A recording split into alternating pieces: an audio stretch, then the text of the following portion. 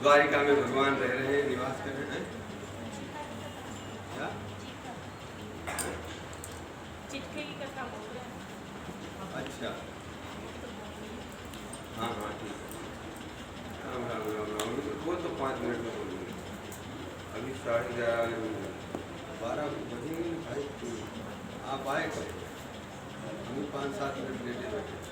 बोलो वृंदावन बिहारी लाल की जय। भगवान द्वारिकापुरी में निवास कर रहे हैं और विविध लीलाओं के साथ विविध उत्सव हो रहे हैं और सब बड़ा परमानंद हो रहा है। उसी परमानंद में कभी सावन आता है तो झूला का उत्सव होता है। वृंदावन में तो होता ही रहता है।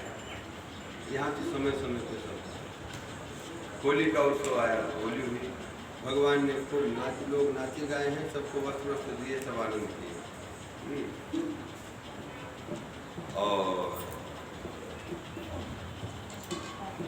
एक छोटा सा कुछ हमें गा देते हैं। जब तक आप लोग गाओगे तब तक तो भाव बनाओगे, तब तक तुम्हारा काम बहुत बिगड़ जाएगा। रसिया को नारी बनाओ री, रसिया को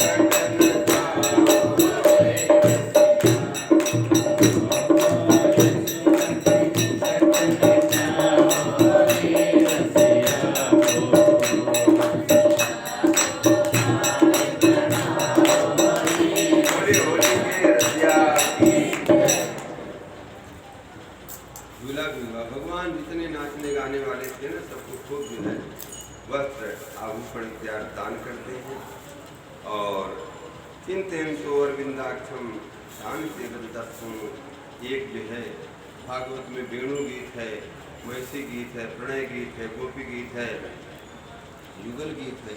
ये सारे गीतों में एक द्वारिका का भी गीत है, उस गीत का नाम है मैसी गीत। अब ये श्री द्वारिका की जो भगवान की रुक्मिणी इत्यादि महारानियाँ हैं, भगवान इस प्रकार से परमानंद प्रदान किए। अब तो राजकाज में लग गए हैं, अब उनको विदा हो गया, शायद श्याम सुंदर छोड़ करके उनको मथुरा चले गए। अब कोई विलाप कर रही है, पुररी टिट्टी भी होती, क्या टिटी ही समुद्र की गड़गड़ाहट सुनाई देती है, तो बोले समुद्र को भी जो है अपने रूप माधुरी दिखा करके छोड़ के चल गए। इसीलिए बेचारा रात दिन चिल्लाता रहता है। और बादल ये देखो, इनको भी अपने रूप माधुरी दिखा दिए हैं। ये रो रहे हैं, बरसात को रोने के रूप में देख रहे हैं, समुद्र की गर्दन को गुलाब के रूप में देख रहे हैं। पिटेरी को भी, तुमको भी जो है उन्होंने तुम्हारे पर भी जादू चला दिया है। जैसे हमारी हालत हो रही है वैसे तुम्हारी हालत। बहुत बड़ा प्रेम भरा गीत है। और फिर भगवान के यहाँ सारे कितने कितने वैसे सबका वर्णन किया गया है। कृष्णा कोटि सहस्त्राणी 88 लाख जो है आचार्यगण हैं, वो बालकों को पढ़ाते हैं। और यहाँ पर 10वां स्कंद पूरा हुआ। एकादश स्कंद कौन सी लीला है?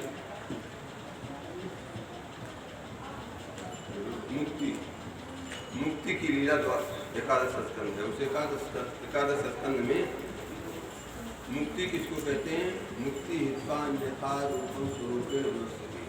हमारा अन्यथा रूप क्या है? अन्यथा रूप ये है कि हम इसके बेटे हैं, हम इसके पति हैं, हम इसके ये हैं, हमारा मकान है, हमारा दुकान है, मैं इस घर का मालिक हूँ, हम उस जगह का मालिक हूँ।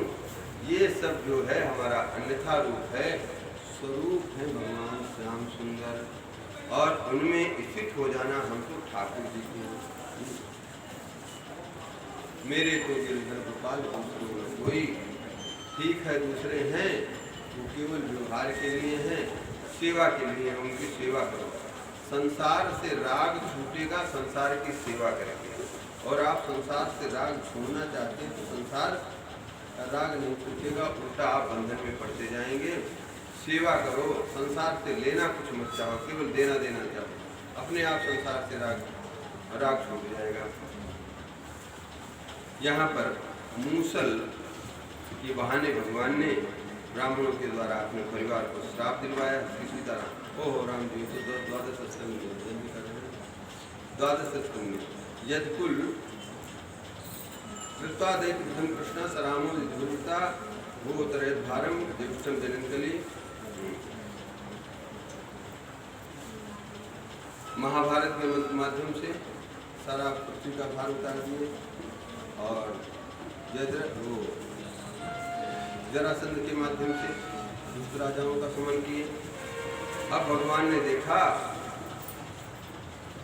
अब तो हमारा वंश ही बड़ा भारी नियोजन होने जा रहा है, तो ठाकुर जी ने मूसल के बहाने तमाम सारे पिंडारक क्षेत्र में ऋषि महर्षि आए हैं। और वहाँ पर शाम जो है स्त्री का वेश बना करके गए और उन्होंने बालकों ने पूछा, महाराज बोलने में लजा रही है, आप बताओ उसके बालक हो गए, बालिका आप इस प्रकार दृष्टि है। उन्होंने कहा, मूर्खों तुम उसके बालक न होगा न बालिका होगी, मुसलम कुलनाशनम, तुम्हारे कुल को नाश करने वाला मूसल पैदा होगा। और भगवान को सारा वृत्तांत मालूम हो गया है। भगवान ने कहा बहुत बढ़िया, क्योंकि यही तो जो है काल रूपानुमोदय, काल स्वरूप भगवान ने इसका अनुमोदन किया। इसके पश्चात वसुदेव जी महाराज नारद जी से भागवत धर्म के बारे में प्रश्न करते हैं कि भागवत धर्म तो बहुत सुनने वाला था और सुनना ही चाहिए, परंतु अब समय हो गया पूरा हम इधर कहाँ बचते तो नहीं राम जी की लीलाएं में थे।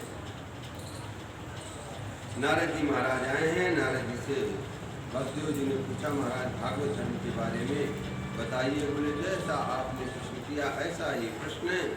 एक बार निमि महाराज के दरबार में 2 योगेश्वर पधारे थे, कवि हविरत परीक्षा प्रबुद्धों के पलायन, ये आविर्भूत जुमिरा 74 भाजना।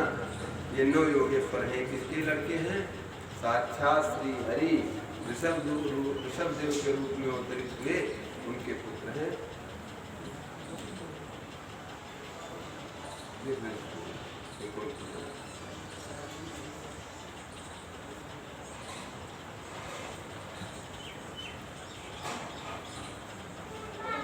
उनको आया दे करके उनका पूजन किए हैं भगवान के जैसे साक्षात भगवत बुद्धि से पूजन किया। और बोले, महाराज आप लोगों का आना हमारा जीवन सार्थक हो गया। अब आप कृपा करके ऐसी बात बताएं, ये जो दुर्लभ मानव जीवन है इसको इस सफल हो जाए। दुर्लभो मानुषो देहो देहिनाम क्षणभंगुरा तत्रापि वर्धुषभम मुनि दर्शनम। आप तो भगवान के परम प्रिय हैं, आपका दर्शन हो गया है। आप बताइए, ऐसी बातें बताइए जिसको सुन करके और आचरण करके मनुष्य का कल्याण हो जाए, और जिसको सुनने से और करने से भगवान प्रसन्न होते हैं। भगवान प्रसन्न होते हैं ऐसा सुनाइए। तो श्री कवि नाम करके ऋषि भगवान की कथा और इत्यादि। अरे चलो भाई, जाओ जो करना हो।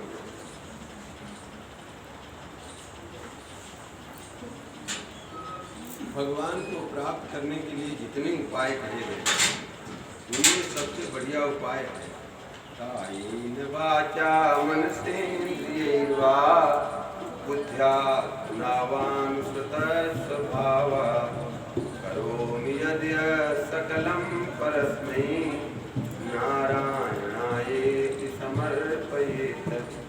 मन से, वचन से, कर्म से जो कुछ भी करे वो भगवान को अर्पण कर दे, और अर्पण करने से भगवान ऐसे राजी होते हैं और फिर उसकी धीरे धीरे ऐसी भक्ति बढ़ने लगती है, फिर तो दीवाना हो जाता है हमारे ठाकुर जी का।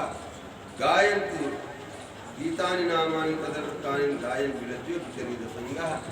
और संग किसी का न करे, भगवान को ही अपना मान करके और मस्ती से भगवान का गुणगान करें, इससे भवसागर तर जाएगा।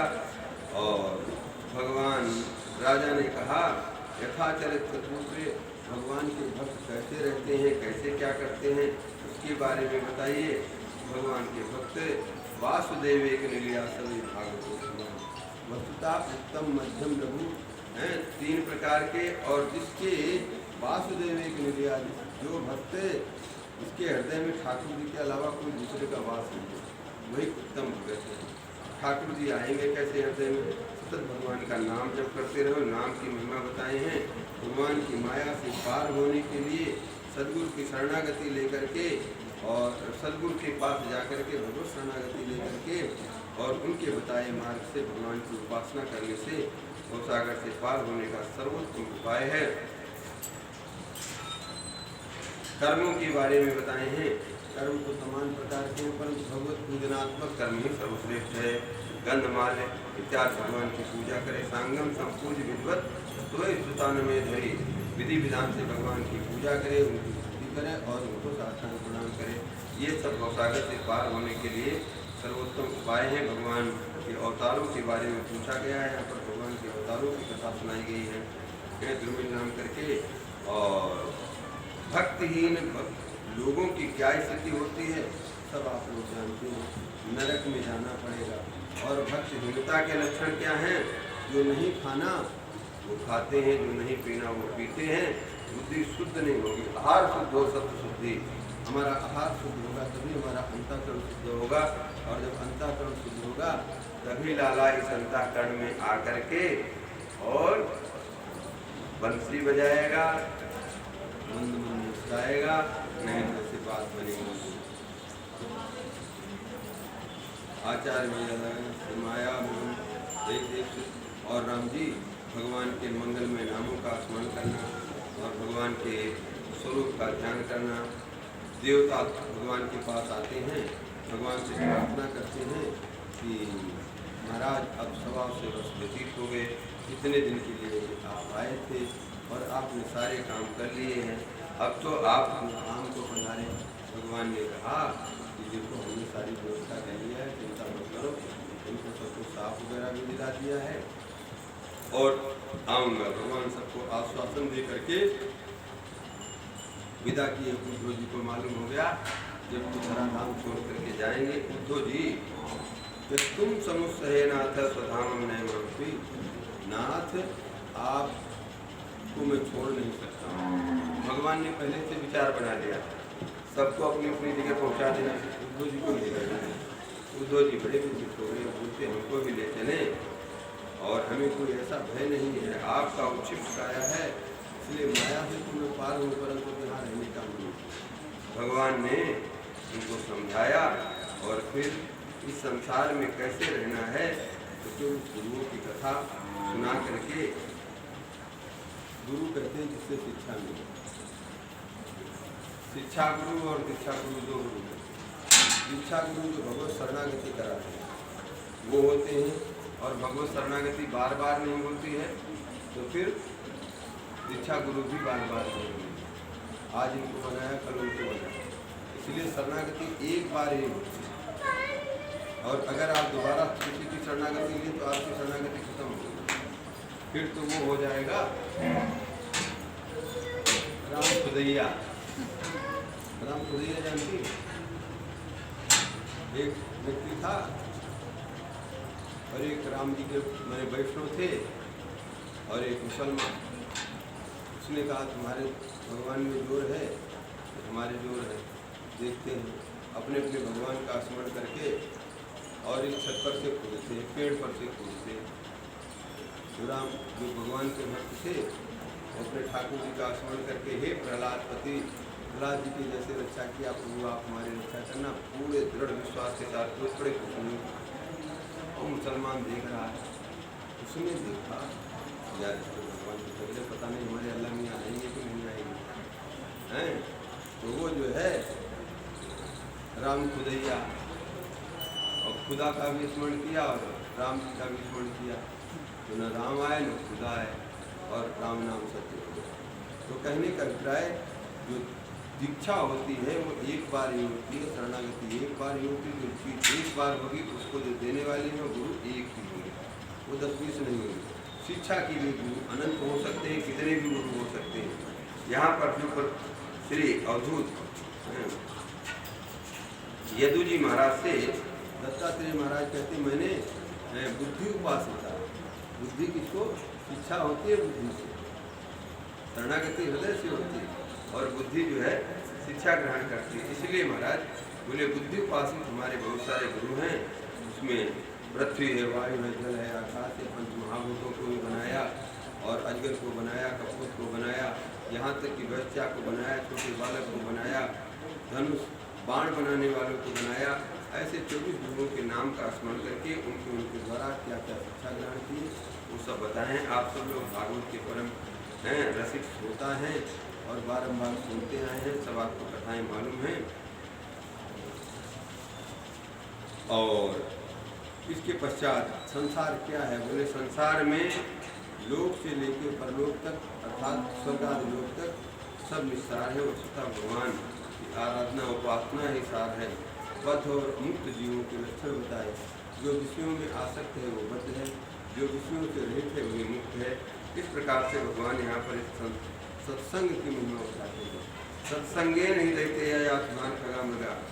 भगवान कहते हैं हमको कोई चीज़ नहीं रोक सकता है, न योग रोक सकता है, न कोई व्रत जप तीर्थ इत्यादि जितने साधन हैं वो नहीं रोक सकते। लेकिन सत्संग के माध्यम से मैं बहुत फटाफट सबके बस में हो जाता हूँ। इसलिए भैया सत्संग करते रहना चाहिए। रामेण सर्वम संस्वरम। इस प्रकार से भगवान ने सत्संग की बड़ी भारी महिमा बताई है और धीरे धीरे कर्मों का त्याग करके अरे अभी खोलना मत, आज अभी मत खोलो भाई।